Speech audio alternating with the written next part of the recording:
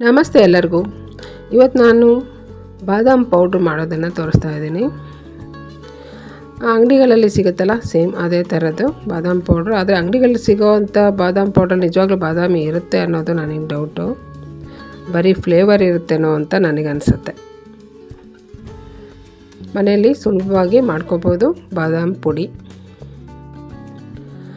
ಬಾದಾಮ್ powder ಮಾಡೋದಕ್ಕೆ ನೋಡಿ, ಬಾದಾಮಿ ನಾನು ತೊಗೊಂಡಿದ್ದೀನಿ. ಈ ಬಟ್ಲಿನ ಅಳತೆಯಲ್ಲಿ ನಾನು ತೊಗೊಳ್ತಾ ಇದ್ದೀನಿ. 2 ಬಟ್ಲು ಬಾದಾಮಿ, 1/4 ಬಟ್ಲು ಗೋಡಂಬಿ, ಒಂದು ಸ್ವಲ್ಪ ಪಿಸ್ತಾ, ಇದಿಷ್ಟನ್ನು ಮತ್ತು ಇದ್ರ ಜೊತೆಗೆ ಒಂದು 12ರಿಂದ 15 ಏಲಕ್ಕಿ. ಇದಿಷ್ಟನ್ನು ಶುರುವಿಂದ ಕೊನೆವರೆಗೂ ಇದು ಲೋ ಫ್ಲೇಮಲ್ಲಿನೇ ಸ್ವಲ್ಪ ಹುರಿಬೇಕು. ಇದನ್ನು ಅಂದರೆ ಇದರಲ್ಲಿ ಸ್ವಲ್ಪ ತೇವಾಂಶನ ಇದ್ದರೆ ಹೋಗಲಿ ಅಂತ ನೋಡಿ. ಹುರಿದು ಬಿಟ್ಟಾದಮೇಲೆ ತಣ್ಣಗೆ ಮಾಡಿದ್ದೀನಿ ನಾನು. ನಿಧಾನವಾಗಿ ಇದನ್ನು ಹುರಿಬೇಕು, ಅರ್ಜೆಂಟಲ್ಲಿ ಹುರಿಬೇಡಿ, ಲೋ ಫ್ಲೇಮ್ ಇಟ್ಕೊಂಡೆ ಹುರಿಬೇಕು. ಕಪ್ಪಗಾಗೋದಕ್ಕೆ ಬಿಡಬೇಡಿ, ಬೇಗ ಸಿಪ್ಪೆ ಎಲ್ಲ ಕಪ್ಪಗಾಗುತ್ತೆ. ಬೇಗ ತಿರುಗಿಸ್ತಾನೆ ಲೋ ಫ್ಲೇಮಲ್ಲಿ ಮಾಡಬೇಕು. ಆಮೇಲೆ ತಣ್ಣಗೆ ಮಾಡ್ಕೊಂಡಾದ್ಮೇಲೆ ಮಿಕ್ಸಿ ಜಾರಿಗೆ ಹಾಕಿದ್ದೀನಿ. 1 ಟೀ ಸ್ಪೂನ್ ಅರಿಶಿನ ಪುಡಿ ಹಾಕಿದ್ದೀನಿ. ಇದು ನೋಡಿ ಕೇಸರಿ ಸ್ವಲ್ಪ ಹಾಕಿದ್ದೀನಿ. ಇದಿಷ್ಟನ್ನು ನಾನು ಬ್ಲೆಂಡ್ ಮಾಡ್ಕೊತೀನಿ. ಬ್ಲೆಂಡ್ ಮಾಡುವಾಗ ತುಂಬ ಮಾಡಬಾರ್ದು, ತುಂಬ ಗರ್ರ ಅನ್ನಿಸ್ಬಿಟ್ರೆ ಎಣ್ಣೆ ಬಿಟ್ಕೊಂಡು ನೋಡಿ ಈ ರೀತಿ ಮಾಡ್ಕೋಬೇಕು. ತುಂಬ ನುಣ್ಣಗೆ ಮಾಡೋಕ್ಕೆ ಹೋಗಬೇಡಿ. ತುಂಬ ನುಣ್ಣಗೆ ಮಾಡ್ತೀನಿ ಅಂತ ಹೋದರೆ ಎಣ್ಣೆ ಬಿಟ್ಕೊಂಡು ಎಲ್ಲ ಉಂಡುಂಡೆ ಆಗಿಬಿಡುತ್ತೆ. ಸ್ವಲ್ಪ ಇದು ಮಿಕ್ಸಿ ಮಾಡುವಾಗ ಗಮನ ಇರಬೇಕು. ಚೆನ್ನಾಗಿ ಹುರಿದು ತಣ್ಣಗೆ ಮಾಡಿರೋದ್ರಿಂದ ಬೇಗ ಪುಡಿ ಆಗುತ್ತೆ. ತುಂಬ ಹೊತ್ತು ತಿರ್ಗ್ಸಕ್ಕೆ ಹೋಗಬೇಡಿ, ಎಣ್ಣೆ ಬಿಟ್ಕೊಂಡು ಉಂಡುಂಡೆ ಆಗಿಬಿಡುತ್ತೆ. ಈಗ ಇದು ಬಾದಾಮ್ ಪುಡಿ ರೆಡಿ ಇದೆ.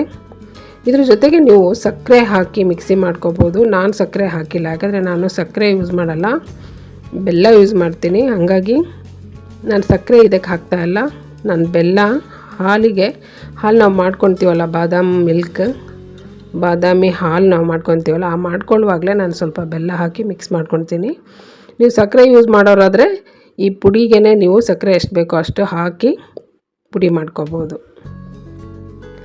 ಈಗ ಇದನ್ನು ನೋಡಿ ನಾನು ಈ ರೀತಿ ಒಂದು ಬಾಟ್ಲಲ್ಲಿ ಹಾಕಿ ಇಟ್ಟಿದ್ದೀನಿ. ಈಗ ಹಾಲನ್ನು ಕುದಿಯೋಕ್ಕೆ ಇಟ್ಟಿದ್ದೀನಿ. ಹಾಲಿಗೆ ಪುಡಿನ ನಿಮಗೆ ಎಷ್ಟು ಬೇಕೋ ಅಷ್ಟು ಹಾಕಿಬಿಟ್ಟು ಸ್ವಲ್ಪ ಕುದಿಸ್ಬೇಕು. ಆವಾಗ ಹಾಲಿಗೆ ಇದು ಚೆನ್ನಾಗಿ ರುಚಿ ಚೆನ್ನಾಗಿ ಬರುತ್ತೆ, ಫ್ಲೇವರ್ ಚೆನ್ನಾಗಿ ಬರುತ್ತೆ, ತುಂಬ ಚೆನ್ನಾಗಾಗುತ್ತೆ. ಸೇಮ್ ನೀವೇನು ರೆಡಿ ಬಾದಾಮ್ ಮಿಕ್ಸ್ ತಂದು ಮಾಡ್ತಿರಲ್ಲ ಅದೇ ಥರ ನೋಡಿ. ನಾನೀಗ ಸ್ವಲ್ಪ ಬೆಲ್ಲದ ಪುಡಿ ಎಷ್ಟು ಬೇಕೋ ಅಷ್ಟು ಹಾಕ್ಕೊಂಡು ಕುದೀತಾ ಇರೋ ಹಾಲನ್ನು ನಾನು ಹಾಕಿದ್ದೀನಿ. ಹಾಕಿ ಮಿಕ್ಸ್ ಮಾಡಿಕೊಂಡ್ರೆ ಬಾದಾಮ್ ಮಿಲ್ಕ್ ರೆಡಿ ಆಯಿತು. ಬಾದಾಮಿ ಹಾಲು ಸೂಪರಾಗಿ ರೆಡಿ ಆಯಿತು. ನೀವು ಬೇಕಾದ್ರೆ ಬಿಸಿಯಾಗಿ ಕುಡಿಬೋದು, ಇಲ್ಲ ಫ್ರಿಜ್ಜಲ್ಲಿಟ್ಟು ತಣ್ಣಗೆ ಬೇಕಾದರೂ ಕುಡಿಬೋದು. ನಾನು ನೋಡೋದಕ್ಕೆ ಚೆನ್ನಾಗಿ ಕಾಣಲಿ ಅಂತ ಮೇಲೆ ಮತ್ತೆ ಸ್ವಲ್ಪ ಕೇಸರಿ ಹಾಕಿದ್ದೀನಿ. 1-2 ದಾರ ಕೇಸರಿ ಹಾಕಿದ್ದೀನಿ. ಸ್ವಲ್ಪ ಪಿಸ್ತಾ ನಾನು ಹಾಕಿದ್ದೀನಿ ಮೇಲೆ. ನೋಡಿ ಸೂಪರಾಗಿ ಬಾದಾಮಿ ಹಾಲು ರೆಡಿ ಆಯಿತು.